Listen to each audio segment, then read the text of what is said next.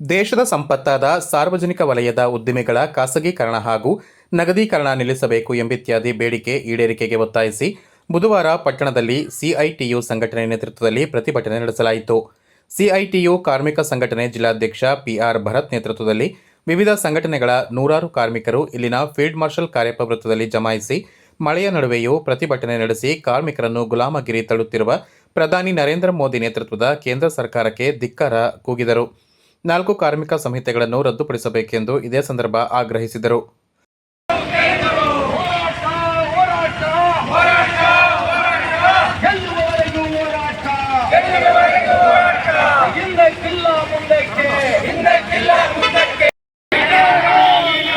ಕಾರ್ಮಿಕರನ್ನು ಗುಲಾಮಗಿರಿಗೆ ತಳ್ಳುತ್ತಿರುವ ನರೇಂದ್ರ ಮೋದಿ ಸರ್ಕಾರಕ್ಕೆ ಧಿಕ್ಕಾರ.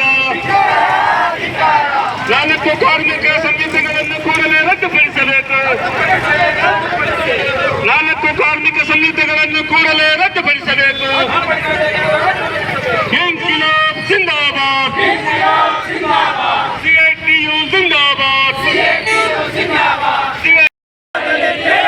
ಕಾರ್ಪೊರೇಟರ್ಗಳ ಬಾಲಂಗೋಚಿ ನರೇಂದ್ರ ಮೋದಿ ಸರ್ಕಾರ ಕೇಳಿದೆ ಧಿಕ್ಕಾರ. ಬಡವರನ್ನು ಇನ್ನಷ್ಟು ಬಡವರಾಗಿ ಮಾಡುತ್ತಿರುವ ಕೇಂದ್ರ ಸರ್ಕಾರದ ನೀತಿಗೆ ಹೇಳಿದೆ ಧಿಕ್ಕಾರ.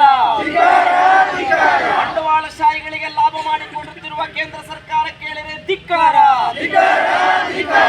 ಎಲ್ಲ ಅಸಂಘಟಿತ ಕಾರ್ಮಿಕರಿಗೆ 35,000 ಕನಿಷ್ಠ ವೇತನ ಸಿಗಲೇಬೇಕು. ಎಲ್ಲ ಅಸಂಘಟಿತ ಕಾರ್ಮಿಕರಿಗೆ 35,000 ಕನಿಷ್ಠ ವೇತನ ಸಿಗಲೇಬೇಕು.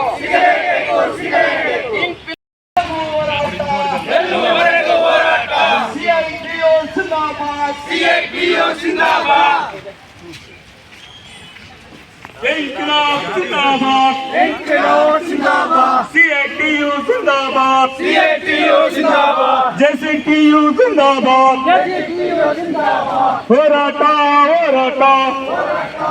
ಕಾರ್ಯಪ್ಪ ವೃತ್ತದಿಂದ ರಥಬೀದಿ ಮೂಲಕ ತಹಶೀಲ್ದಾರ್ ಕಚೇರಿವರೆಗೆ ಪ್ರತಿಭಟನಾ ಮೆರವಣಿಗೆ ನಡೆಸಿದ ಕಾರ್ಮಿಕರು ತಹಶೀಲ್ದಾರ್ ಕಚೇರಿ ಮುಂದೆ ಕೂಡ ಕೆಲಕಾಲ ಪ್ರತಿಭಟನೆ ನಡೆಸಿ ಕೇಂದ್ರ ಸರ್ಕಾರದ ವಿರುದ್ಧ ಆಕ್ರೋಶ ವ್ಯಕ್ತಪಡಿಸಿದರು. ಅಂಗನವಾಡಿ, ಬಿಸಿಯೂಟ, ಆಶಾ ಮುಂತಾದ ನೌಕರರಿಗೆ ಕನಿಷ್ಠ ವೇತನ ಕಾಯ್ದೆ ಜಾರಿಯಾಗಬೇಕು. ಗುತ್ತಿಗೆ ಮುಂತಾದ ಕಾಯಂಯೇತರ ನೌಕರರ ಕಾಯಂಗೆ ಶಾಸನ ರೂಪಿಸಬೇಕು. ಗುತ್ತಿಗೆ ನೌಕರರ ಮೇಲೆ ಆಗುತ್ತಿರುವ ಶೋಷಣೆ ತಡೆಯಬೇಕು. ಕೃಷಿ ಬೆಳವಣಿಗೆಗೆ ಕನಿಷ್ಠ ಬೆಂಬಲ ಬೆಲೆ ಖಾತ್ರಿಪಡಿಸುವ ಶಾಸನ ರೂಪಿಸಬೇಕು. ಕೃಷಿ ಉತ್ಪನ್ನಗಳನ್ನು ಜಿಎಸ್ಟಿ ವ್ಯಾಪ್ತಿಯಿಂದ ಹೊರಗಿಡಬೇಕು. ಫಲವತ್ತಾದ ಕೃಷಿ ಭೂಮಿಯ ಬಲವಂತದ ಭೂಸ್ವಾಧೀನ ನಿಲ್ಲಿಸಬೇಕು. ಅಸಂಘಟಿತ ಕಾರ್ಮಿಕರಿಗೆ ಭವಿಷ್ಯ ನಿಧಿ, ಪಿಂಚಣಿ, ಕನಿಷ್ಠ ವೇತನ, ಶಿಕ್ಷಣ ಸಹಾಯ, ವಸತಿ, ನಿವೃತ್ತಿ ಹಾಗೂ ಮರಣ ಪರಿಹಾರಗಳು ಸೇರಿದಂತೆ ಸಮಗ್ರ ಸಾಮಾಜಿಕ ಭದ್ರತಾ ಸೌಲಭ್ಯಗಳನ್ನು ಜಾರಿ ಮಾಡಬೇಕು. ಜೀವನ ಯೋಗ್ಯ ಕನಿಷ್ಠ ವೇತನ ಜೀವನ 36,000 ನಿಗದಿಯಾಗಲಿ ಹಾಗೂ ಸಾರ್ವತ್ರಿಕ ಪಿಂಚಣಿ ಜಾರಿಗೊಳಿಸಿ ಕನಿಷ್ಠ 8,000 ರೂಪಾಯಿ ಪಿಂಚಣಿ ನೀಡಬೇಕೆಂದು ಬೇಡಿಕೆಯನ್ನು ಈಡೇರಿಸಲು ಒತ್ತಾಯಿಸಿ ತಹಶೀಲ್ದಾರ್ ಕಿರಣ್ ಗೌರಯ್ಯ ಅವರ ಮೂಲಕ ಕೇಂದ್ರ ಸರ್ಕಾರಕ್ಕೆ ಮನವಿ ಪತ್ರ ಸಲ್ಲಿಸಲಾಯಿತು. ಅದಕ್ಕಾಗಿ ಇಷ್ಟೊಂದು ದೊಡ್ಡ ರೀತಿಯ ಒಳಗಡೆ ಕಾರ್ಮಿಕರು ಬೀದಿಗಿಳಿಯಬೇಕಾಗಿರತಕ್ಕಂತಹ ಅನಿವಾರ್ಯತೆಯನ್ನ ಆಳುವ ಸರ್ಕಾರ ಸೃಷ್ಟಿ ಮಾಡಿದೆ ಅನ್ನತಕ್ಕಂಥದ್ದು ಬಹಳ ಮುಖ್ಯವಾಗಿರತಕ್ಕಂಥ ವಿಷಯ.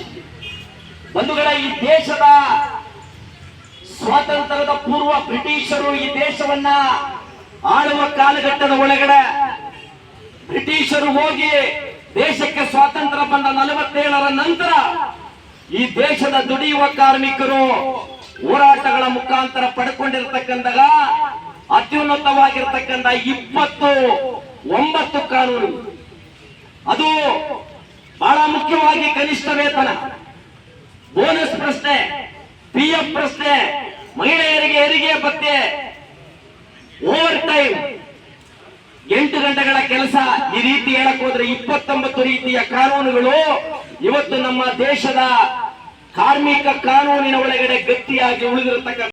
ಈ ಸಂದರ್ಭ ಸಿಐಟಿಯು ಜಿಲ್ಲಾಧ್ಯಕ್ಷ ಪಿಆರ್ ಪ್ರತಾಪ್, ಕರ್ನಾಟಕ ಪ್ರಾಂತ್ಯ ರೈತ ಸಂಘದ ಪ್ರಮುಖ ಮುಖಂಡ ಟಿಟಿ ಉದಯ್ ಕುಮಾರ್, ಅಂಗನವಾಡಿ ನೌಕರರ ಸಂಘದ ಜಿಲ್ಲಾ ಪ್ರಧಾನ ಕಾರ್ಯದರ್ಶಿ ಜಮುನಾ, ತಾಲೂಕು ಅಧ್ಯಕ್ಷೆ ಸಾವಿತ್ರಿ, ಕಾರ್ಯದರ್ಶಿ ಚಂದ್ರಿಕಾ, ಮಡಿಕೇರಿ ತಾಲೂಕು ಅಧ್ಯಕ್ಷೆ ಯಶೋಧ, ಬಿಸಿಯೂಟ ನೌಕರರ ಸಂಘದ ಕುಶಾಲನಗರ ತಾಲೂಕು ಅಧ್ಯಕ್ಷೆ ರಾಣಿ, ಮಡಿಕೇರಿ ತಾಲೂಕು ಅಧ್ಯಕ್ಷೆ ಲಲಿತಮ್ಮ, ಆದಿವಾಸಿ ಮುಖಂಡ ರಘು, ಅಮಾಲಿ, ಕಾರ್ಮಿಕ ಸಂಘಟನೆಯ ಗಿರೀಶ್, ಕಟ್ಟಡ ಕಾರ್ಮಿಕರ ಸಂಘದ ಯೋಗೇಶ್, ಪ್ಲಾಂಟೇಶನ್ ಸಂಘದ ಕೃಷ್ಣಕುಮಾರ್, ಸಿಐಟಿಯು ಜಯಣ್ಣ ಮತ್ತು ಮಂಜುನಾಥ್ ಮತ್ತಿತರರು ಪಾಲ್ಗೊಂಡಿದ್ದರು.